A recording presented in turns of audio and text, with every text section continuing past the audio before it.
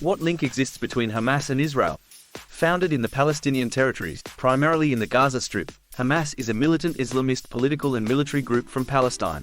Israel and Hamas have a history of long-standing hostility as well as engagement, albeit indirect and frequently antagonistic.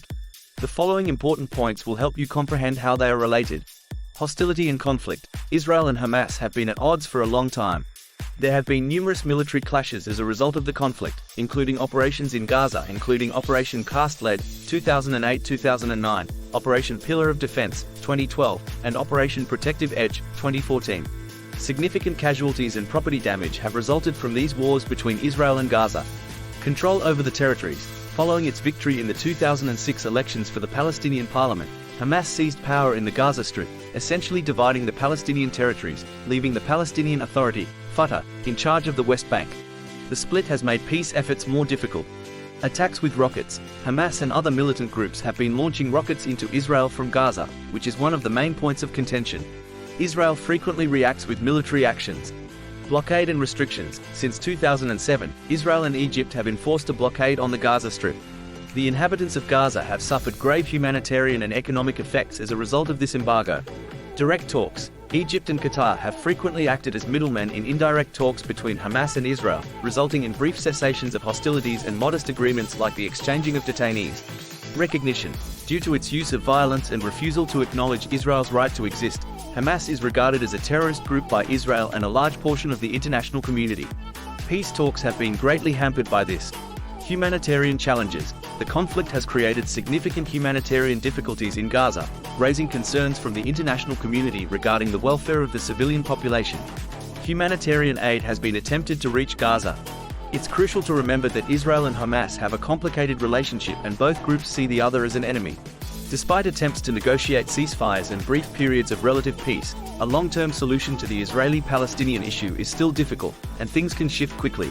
Exist any potential resolutions to these conflicts? Finding a comprehensive and long-lasting solution to the Israeli-Palestinian conflict has proven to be difficult over the years. However, foreign diplomats, peace negotiators, and academics have examined and disputed a number of concepts and potential avenues for resolution. Some of the components and potential solutions for a resolution include: one of the most frequently discussed and well-accepted options is the two-state model.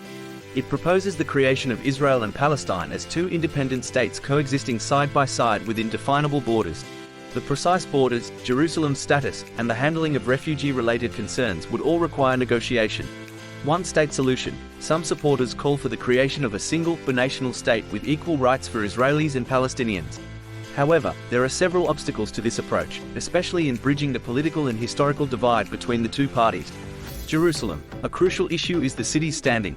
Shared sovereignty, international control, or dividing the city with East Jerusalem serving as the capital of a Palestinian state are among potential alternatives. These smaller agreements may focus on economic development, movement of people and goods, and other practical matters. International involvement. International organizations, like the United Nations and neighboring countries, could play a role in facilitating negotiations and ensuring compliance with any agreements. Borders. It is crucial to establish Israel's and Palestine's borders. Boundaries and any land swaps necessary to accommodate the Israeli settlements already present in the West Bank would need to be discussed during negotiations. Refugees. The complex and delicate subject of Palestinian refugees is one of refugees. The return of a Palestinian state, monetary restitution, or international relocation are all potential answers. To resolve this problem, negotiations would be necessary. Security. To preserve the safety and stability of the region, security measures would need to be agreed upon by both Israel and a future Palestinian state. Interim agreements. In the absence of a conclusive, all-encompassing solution, some suggest interim agreements that focus on certain problems or foster trust. People-to-people initiatives. Local initiatives that encourage Palestinians and Israelis in their efforts to communicate, understand, and work together can help develop trust and support for peace efforts. Regional diplomacy. Supporting peace initiatives may require the participation and collaboration of regional players including Egypt, Jordan, and Saudi Arabia. It's crucial to understand that finding a resolution to this protracted dispute is exceedingly tough and necessitates both parties' willingness to engage and make significant concessions. The development of peace attempts can be impacted by external forces, changes in leadership, and public opinion. Even if there are many ideas and options, reaching a durable peace deal is still a challenging and ongoing process. Thanks for watching. Please like, share and subscribe.